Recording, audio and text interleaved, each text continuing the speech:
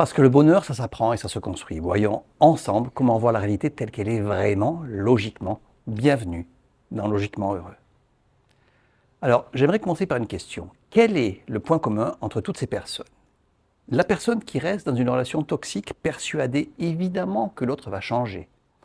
Ou la personne qui place ses économies dans des rendements beaucoup trop beaux pour être vrais. Ou celui qui tombe amoureux d'une inconnue juste ébloui par sa beauté. Ou encore l'entrepreneur qui mise tout sur un projet sans avoir jamais testé son marché. Le fidèle d'un gourou à qui on réclame toujours plus et qui y voit, lui, une preuve de foi. Ou encore le couple qui fait un enfant pour sauver ce qui est déjà à moitié fissuré. Il y a un point commun entre toutes ces personnes. Et la semaine dernière, j'ai posé la question à un client et puis il m'a répondu presque vexé. Et vous n'allez quand même pas me faire dire que je suis con, non? Non, mauvaise réponse. C'est pas ça. Le point commun, ce n'est pas le manque d'intelligence. C'est une chose qui a détruit plus de vies, plus de fortune, plus de bonheur que n'importe quoi d'autre dans l'histoire de l'humanité, y compris la connerie. Et c'est le manque de lucidité. Car la lucidité, c'est la capacité à voir la réalité telle qu'elle est. Et décider, quand il y a un enjeu important sans être lucide, c'est comme jouer au poker sans jamais regarder tes cartes. Tu joues en aveugle. Ben évidemment, tôt ou tard, tu payes l'addition. Si tu veux de l'harmonie, si tu veux de la réussite, de la sécurité au bout de tes projets, tu n'as pas le choix. Tu dois devenir plus lucide. Tu dois évidemment l'être si tu es entrepreneur, c'est évident. Mais tu dois l'être aussi dans tous les autres aspects de ta vie. En tout cas, si tu as envie d'une belle vie, ben, plus tu vois le réel, plus tu peux le transformer et plus tu as de chances, si tu es lucide, d'avoir un réel qui ressemble à tes aspirations. Alors, posons-nous la question, est-ce que tu vois vraiment le réel? Eh bien, la réponse ne va pas te plaire, surtout si tu as un gros ego, que tu aimes bien avoir raison, un peu comme ma femme, j'en profite, elle n'est pas là, elle va me crier dessus, mais je plaisante. Non, tu ne vois jamais le réel, jamais. Regarde par exemple l'écran sur lequel tu me regardes en ce moment. Il te paraît plein, solide, plein de matière? Ah, c'est faux. Il est surtout fait de vide. Et si tu pouvais voir l'infiniment petit, tu ne verrais quasi rien. Ton cerveau vient de te vendre une version pleine d'une réalité essentiellement vide. Et il fait exactement la même chose avec tout le reste de ta vie. Car chaque être humain traduit la réalité en des milliers de croyances.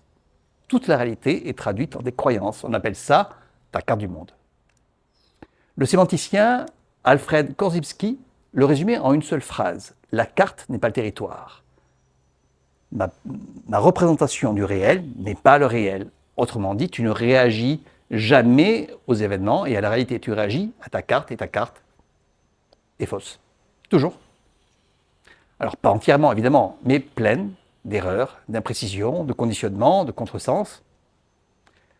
Évidemment, plus tu deviens expert d'un domaine, plus ta carte se rapproche de la réalité, mais elle ne sera jamais exacte. Personne n'a la carte parfaite. Personne. Et moi, le premier. J'ai par exemple longtemps cru qu'il y avait une justice. Et quand je me suis retrouvé face à un abus de pouvoir d'une institution, je pensais être dans mon droit, que j'aurais gain de cause, puisque les lois étaient à ma faveur. Erreur. J'étais dans la position du pot de terre contre le pot de fer.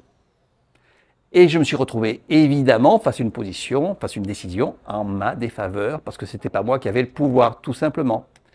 Ma carte me disait une chose, le réel, une autre, et je ne voulais pas le voir. Bon, la petite histoire m'a coûté à peu près 150 000 euros. Bon, ce jour-là, j'ai compris que mon vrai problème, c'était pas mon intelligence, c'était ma lucidité. Et d'ailleurs, si j'avais poursuivi dans la même direction, j'aurais perdu bien plus. Heureusement pour moi, j'ai retrouvé ma lucidité et j'ai changé mes décisions, mes choix, mon orientation.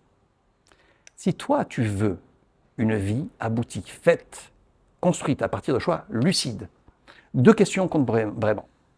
Premièrement, comment éviter de déformer toi-même ta carte? Deuxièmement, comment repérer les endroits où elle est déjà fausse?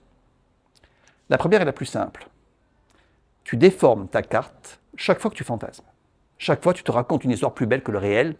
Toute illusion éloigne ta carte de la réalité et ça se paye toujours en mauvais choix, en temps perdu, en argent envolé et surtout en tristesse. Apprendre à débusquer tes propres illusions, c'est pas abstrait, c'est une compétence concrète. Et c'est l'une des premières choses que je travaille avec les personnes que j'accompagne. Surtout, bien sûr, les entrepreneurs et les dirigeants. La deuxième question est plus difficile, car il existe deux moyens de corriger ta carte. Le premier, tu le détestes déjà, ça s'appelle l'échec. La plupart des échecs révèlent une erreur cachée dans ta carte. Ah ben, c'est brutal, hein, mais c'est le correcteur le plus rapide qui existe. Donc le but n'est pas d'éviter d'échouer, le but c'est d'apprendre à bien échouer, en extrayant de chaque échec la croyance fausse qu'il vient de t'exposer. Tu veux tester ta lucidité là, maintenant, tout de suite? Bien, prends un échec que tu as déjà connu plusieurs fois, et qui t'a marqué évidemment, dans ton travail, dans tes relations. S'il s'est reproduit plusieurs fois, c'est probablement que tu n'en as pas extrait l'essentiel. Alors, pose-toi deux questions. Qu'est-ce que j'aurais pu faire différemment? Et qui m'aurait permis d'éviter ces échecs? Et qu'est-ce que ça remet en cause dans ma propre carte du monde? Et si la réponse te met mal à l'aise, ben, bravo, tu viens peut-être de toucher du doigt un endroit où ta carte est fausse. Et il reste évidemment le deuxième moyen de réparer les erreurs de ta carte, le plus puissant, celui qui t'évite de gaspiller ton temps, ton argent, ton énergie dans les mauvaises directions. Mais avant que je te le donne, je veux savoir si toi, tu l'as. Alors dis-moi en commentaire, à ton avis, quel est le deuxième moyen de corriger sa carte du monde? Je lirai les réponses, évidemment, et je te donnerai la mienne. Parce que la lucidité, ce n'est pas voir plus de choses, c'est accepter de voir la réalité crûment. Si cette idée te fait réfléchir, abonne-toi. Ici, on apprend à être heureux logiquement.